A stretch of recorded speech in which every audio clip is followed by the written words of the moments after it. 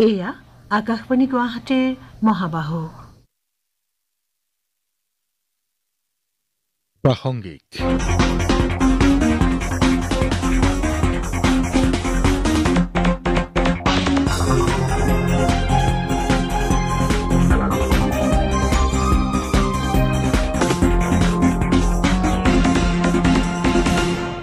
নমস্কাৰ, প্ৰাসংগিকলৈ আপোনালোকক স্বাগতম। আজিৰ অনুষ্ঠানত শুনক বৰ্তমান ভ্ৰাম্যমান নাটকৰ সংকট আৰু সম্ভাৱনা সম্পৰ্কে বিশিষ্ট নাট্যকাৰ ধ্ৰুৱজ্যোতি শৰ্মাৰ সৈতে হোৱা কথোপকথন। তেখেতৰ সৈতে কথা পাতিছে আমাৰ নলবাৰীৰ সংবাদদাতা ৰমেন কলিতাই। শৰ্মা ডাঙৰীয়া, আপোনাক আকাশবাণীৰ প্ৰাসংগিক অনুষ্ঠানলৈ আদৰণি জনাইছোঁ। মই বহুত বহুত ধন্যবাদ জনাইছোঁ আকাশবাণীৰ এই অনুষ্ঠানৰ বাবে। শৰ্মা ডাঙৰীয়া, আপুনি দীৰ্ঘদিন ধৰি ভ্ৰাম্যমান থিয়েটাৰৰ নাটকৰ লগত জড়িত হৈ আছে। বৰ্তমান ভ্ৰাম্যমান নাট্যদলসমূহলৈ নামি অহা যি সংকট আপুনি একেবাৰে ওচৰৰ পৰাই দেখিছে, আৰু ভ্ৰাম্যমান থিয়েটাৰসমূহলৈ এই নামি অহা সংকটৰ মূল কাৰণ আপুনি কি বুলি ভাবে? যদি মই মূল কাৰণ বুলি ভাবোঁ, আমাৰ যি দৰ্শক আহ্বায়ক সমিতি, এই দুটা হ'ল ভ্ৰাম্যমানৰ মূল খুঁটি। গতিকে আমি দৰ্শকসকলে আগতে ভ্ৰাম্যমান থিয়েটাৰত উবুৰি খাই পৰিছিল, এটা শক্তিশালী গণমাধ্যম আছিল। কিন্তু এতিয়া শেহতীয়াকৈ মানুহৰ মোবাইলে সংযোজিত হোৱা OTP বা মোবাইলে সংযোজিত হোৱা চিনেমাৰ দৃশ্যাংশ বা ইউটিউবত প্ৰাপ্ত যি নাটক, চিনেমা, ৱেব ছিৰিজ, এইবিলাকে নতুন প্ৰজন্মক যথেষ্ট আকৰ্ষিত কৰে। আৰু নতুন প্ৰজন্মই সাধাৰণতে আজিকালি ঘৰৰ বাহিৰলৈ ওলাই যাবলৈ অলপ বেয়া পায়। গতিকে আগতে এটা ভ্ৰাম্যমান থিয়েটাৰ যেতিয়া গাঁৱত গৈছিল, তেতিয়া এটা উৎসৱমুখৰ পৰিৱেশ আছিল সেই চুবুৰীটোক কেন্দ্ৰ কৰি হোৱা গাঁওখনত। কিন্তু আজিকালি তেনেকুৱা উৎসৱমুখৰ পৰিৱেশ দেখা নাযায়। এতিয়া আহ্বায়ক সমিতিসমূহে থিয়েটাৰ আমন্ত্ৰণ কৰি যথেষ্ট কষ্ট কৰিব লাগে, ঘৰে ঘৰে গৈ টিকট দিব লাগে।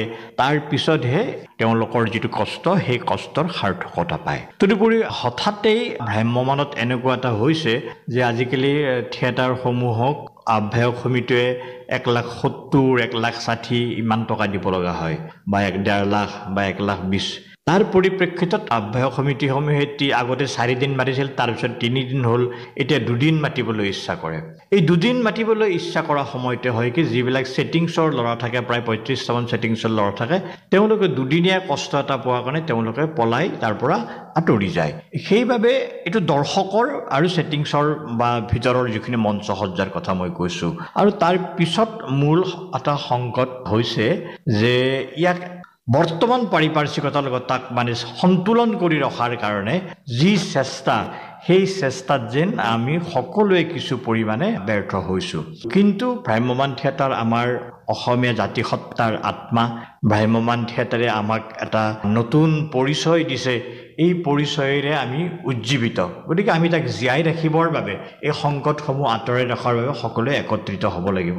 হয়, এই সংকটসমূহ আমি আঁতৰ কৰিবই লাগিব। এটা অভিযোগ প্ৰায় শুনা যায় যে ভ্ৰাম্যমান নাট্যদলত গ্লেমাৰ আৰ্টিষ্ট আৰু একঘেয়েমী নাটককে বহুতে জগৰীয়া কৰিব বিচাৰে। আপুনি কি ভাবে? এই কথাটো আমি প্ৰায় নুশুনা নহয় যে গ্লেমাৰ আৰ্টিষ্ট। কিন্তু এই কথাটোৰ বাবে অকল ভ্ৰাম্যমান থিয়েটাৰেই জগৰীয়া নহয়। আপুনি যদি এখন বিহু পাতে, সেই বিহুত যদি কোনোবা এটা গ্লেমাৰ যুগ আৰ্টিষ্ট, মানে যাক সকলোৱে চিনি পায়, এই চিনি পোৱা মানুহজন যি চিৰ পৰিচিত, তেওঁ নাহিলে মানুহ কম থাকে। আজি যদি মঞ্চ এখনত এখন সভা পাতে, সেই সভালৈও যদি কোনোবা ভাল মানুহ, মানে চিৰ পৰিচিত বা গ্লেমাৰযুক্ত মানুহ নাহে, তেতিয়া মানুহ কম আহে। আমাৰ এতিয়াৰ মানুহৰ এটা পাৰিপাৰ্শ্বিকতা আৰু মানুহৰ মনবোৰত তেনেকুৱা এটা ভাৱনাই জন্ম লৈছে। তাৰ ফলশ্ৰুতিতে এইটো কথাটো হৈছে। আৰু একঘেয়েমী নাটক বুলিলে আমি পূৰ্বতেও তেনেকুৱাই আছিল। ভ্ৰাম্যমানত সাধাৰণতে নতুন নতুন চিন্তাৰ প্ৰৱেশত যেন প্ৰযোজকসকলে অকণমান তাহানিতেও সেই পাইছিল, এতিয়াও পায়। আপুনি নিজেই ভ্ৰাম্যমান নাট্যদলৰ বাবে যোৱা 22 বছৰত প্ৰায় 57খন নাটক ৰচনা কৰিছে। কিন্তু প্ৰায়ে শুনা যায় যে ভ্ৰাম্যমান নাট্যদলে ভাল মৌলিক নাটকৰ মানে অভাৱ তেওঁলোকে পৰিলক্ষিত হোৱা বুলি তেওঁলোকে ধাৰণা কৰে, বা নাটকসমূহৰ বৰ্তমান যিখিনি নাটক আমি ভ্ৰাম্যমানত দেখিবলৈ পাওঁ, সেইখিনি গীত নৃত্যৰে চিনেমা হোৱা যেন বহুতে অভিযোগ কৰে। এজন নাট্যকাৰ হিচাপে বিষয়টো আপুনি কেনেদৰে চাইছে? মৌলিক সেইটোৱে যি সৃষ্ট হয় মস্তিষ্কৰ পৰা, মৌলিক সেইটোৱে যি আত্মাৰ আবেদনৰ পৰা সৃষ্টি সুলভ চেতনাৰে সি এটা নতুন সাকাৰ বা ৰূপ এটা ধাৰণ কৰে ৰূপগত বৈশিষ্ট্যৰে। গতিকে আমি কবিতা, নাটক, গল্প, উপন্যাসক মৌলিকৰ মূল আধাৰ বুলি ধৰি লোৱা হয়। কিন্তু যদি আমি তাহানিৰ দূৰলৈ যাওঁ, যে আমাৰ কাব্য মহাকাব্য সেই ৰামায়ণ আৰু মহাভাৰত, সেই মৌলিকতাৰ মাজত ইমান বেছি কাহিনী, ইমান বেছি উপকাহিনী আছে, হয়তো এতিয়াৰ সেই নাটকত তাৰ কিছু আভাস ৰৈ যাব পাৰে। আৰু সেই আভাস ৰৈ যাব পাৰে কাৰণে চীনৰ কোনো কবিৰ চেতনা আৰু অসমৰ কোনো কবিৰ চেতনা সংযুক্ত হৈ যাব পাৰে। গতিকে মৌলিকতা হেৰাই যোৱা সম্পৰ্কে মই বিশেষ এই কথা নকওঁ, যিহেতু এজন মানুহে তাক নতুনকৈ লিখিবই লগা হয়, ক'ৰবাৰ পৰা হয়তো চাহ এটা ল'ব পাৰে বা কাহিনীৰ যিটো উপজীব্য, সেই উপজীব্যটো হয়তো তালৈ আনিব পাৰে। কিন্তু ভ্ৰাম্যমানৰ মঞ্চত নাটক এখনত 10টা বা 12টা চৰিত্ৰ থাকে। গতিকে সেই চৰিত্ৰকেইটা, তাৰ যি স্বকীয়তা, সেই চৰিত্ৰকেইটাৰ যি কচৰত, সেয়া নাট্যকাৰৰ স্বসৃষ্টি। গতিকে মৌলিক নাটক হৈ আছে।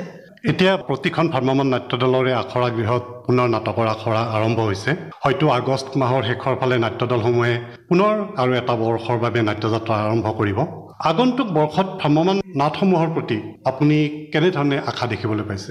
এতিয়া চাওক, ভ্ৰাম্যমাণ থিয়েটাৰৰ শিবিৰে শিবিৰে এতিয়া অত্যন্ত প্ৰাণ চঞ্চলতা, সজীৱতা আৰু এটা উচ্ছ্বসিত পৰিৱেশে বিৰাজ কৰিছে। মই ৰাজতিলক থিয়েটাৰৰ বাবে এখন মেডিকেল কলেজ নামৰ নাটক ৰচনা পৰিচালনা কৰিছোঁ।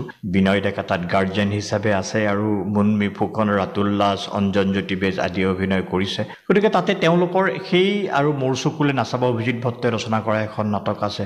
মই বীণাপানী থিয়েটাৰৰ বাবে ৰচনা কৰিছোঁ। বিপুল ৰাভা এটা অত্যন্ত কমেডিয়ান, তেওঁ পাগলা মামা। মই আৰু বৃন্দাবন থিয়েটাৰৰ বাবেও প্ৰেম প্ৰতিজ্ঞা নাটক ৰচনা কৰিছোঁ। বৃন্দাবনে সদায় ভাল নাটক, ৰুচিসন্মত চিন্তা চৰ্চাৰে আগবাঢ়িছে। গতিকে বীণাপানী, ৰাজতিলক বা আমাৰ বৃন্দাবনকে ধৰি আবাহন থিয়েটাৰ, ইতিহাস থিয়েটাৰ, ৰাজমুকুট থিয়েটাৰ, সূৰ্য থিয়েটাৰ, বৰদৈচিলা থিয়েটাৰ আদি থিয়েটাৰত এতিয়া প্ৰাণ চঞ্চলতাই বিৰাজ কৰিছে।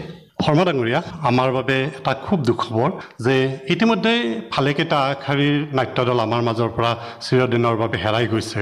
যে নাট্যদলসমূহ ইতিমধ্যে ভ্ৰাম্যমাণৰ যি ভৱিষ্যত, সেই লৈও বিভিন্ন প্ৰশ্ন উত্থাপন হৈছে, যে এতিয়া ভ্ৰাম্যমাণৰ ভৱিষ্যত সম্পৰ্কে আপুনি কিমান আশাবাদী? ভ্ৰাম্যমাণৰ ভৱিষ্যত নিশ্চিতভাৱে ই এটা সুন্দৰ ধাৰাৰে চলি থাকিব। হয়তো উত্থান আৰু পতন হ'ব। আজি আপুনি যদি লক্ষ্য কৰে, ভ্ৰাম্যমাণৰ যি জন্মদাতা অচ্যুত লহকৰৰ নটৰাজ থিয়েটাৰ, এই কালৰ শতত অৱলুপ্ত হৈছে। শৰৎ মজুমদাৰৰ ভাগ্যদেৱী, সোণালী জয়ন্তী গৰকা, সেই ভাগ্যদেৱী থিয়েটাৰ আজি অৱলুপ্ত হৈছে। আৰাধনা থিয়েটাৰ, সেই আৰাধনা থিয়েটাৰ আজি অৱলুপ্ত হৈছে। আমি ভ্ৰাম্যমাণ থিয়েটাৰত আলোক সম্পাদনা আৰু কলা নিৰ্দেশনাত যদি কাৰোবাক বাটকটীয়া বুলি কওঁ, বীৰেণ কলিতাৰ ৰূপকোঁৱৰ থিয়েটাৰক ক'ব লাগিব। সেই ৰূপকোঁৱৰ থিয়েটাৰো আজি আমাৰ মাজত নাই। আজি আমাৰ মাজত আধুনিকতাৰ যি পৰশ পৰিছে, এয়া আশীৰ্বাদ থিয়েটাৰ আৰু তাৰপিছত শকুন্তলা থিয়েটাৰ। এই দুইখন ৰবীন নেওগ ডাঙৰীয়া আৰু শকুন্তলা এটা গোষ্ঠীয়ে কৰিছিল, ভৱেন দাস, ফজল আলীহঁতৰ নেতৃত্বত। আজি সেই থিয়েটাৰখনো নাই। কিন্তু তাৰ পৰৱৰ্তী পৰ্যায়ত কহিনুৰ থিয়েটাৰে তাক ধুনীয়াকৈ ৰাখি থৈ দিছে, হেঙুল থিয়েটাৰে ধুনীয়াকৈ ৰাখি থৈ দিব পাৰিছে। গতিকে ইয়াকে ধৰি বা আবাহন থিয়েটাৰে প্ৰস্তুতিৰ পৰাশৰ এটা নতুন ধাৰাক ৰাখিছে, বৃন্দাবনেও ধুনীয়াকৈ আনিছে, ইতিহাসেও আনিছে। গতিকে ৰাজতিলকেতো সদায় ভাল নাটক দি আহিছে। গতিকে মই ভাবোঁ যে আশাবাদ এটা আমি ধৰি জীয়াই ৰাখিবই লাগিব। ভ্ৰাম্যমাণ কেতিয়াও কালৰ শতত বিলুপ্ত নহয়। ই এক স্বতন্ত্ৰ কলা আৰু স্বতন্ত্ৰভাৱে জীয়াই থাকিব। শৰ্মা ডাঙৰীয়া, আপুনি যথেষ্ট ব্যস্ততাৰ মাজত আমাক ভালেখিনি সময় দিলে আৰু ভ্ৰাম্যমাণ নাটকৰ যি বৰ্তমান অৱস্থা, এই অৱস্থা সম্পৰ্কে ভালেখিনি গুৰুত্বপূৰ্ণ কথা ক'লে। আপোনাক পুনৰবাৰ ধন্যবাদ জনাইছোঁ। হয়, ময়ো বহুত বহুত ধন্যবাদ জনাইছোঁ আকাশবাণীলৈ আৰু বিশেষভাৱে ৰমেন কলিতা আপোনালৈ। প্ৰাসংগিক শুনিলে। আজিৰ অনুষ্ঠানত বৰ্তমান ভ্ৰাম্যমাণ নাটকৰ সংকট আৰু সম্ভাৱনা সন্দৰ্ভত বিশিষ্ট নাট্যকাৰ ধ্ৰুৱজ্যোতি শৰ্মাৰ সৈতে হোৱা কথোপকথনটি শুনিলে। তেখেতৰ সৈতে কথা পাতিলে আমাৰ নলবাৰীৰ সংবাদদাতা ৰমেন কলিতাই। অনুষ্ঠানটিৰ প্ৰযোজনা ৰাজীৱ লোচন বৰঠাকুৰৰ, সহযোগিতা আগবঢ়ালে অপূৰ্ব মালিয়ে। পৰৱৰ্তী প্ৰাসংগিক শুনিবলৈ পাব অহা সপ্তাহৰ আজিৰ এই একে সময়তে। নমস্কাৰ।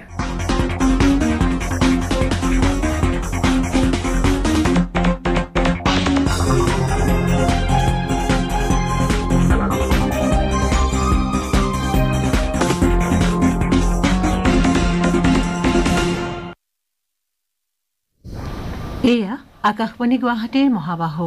আমাৰ অনুষ্ঠান প্ৰচাৰিত হৈছে মিডিয়াম ৱেভৰ 411.5 মিটাৰত 729 কিলোহাৰ্টছত আৰু FM বেণ্ডৰ 101.6 মেগাহাৰ্টছত। এতিয়া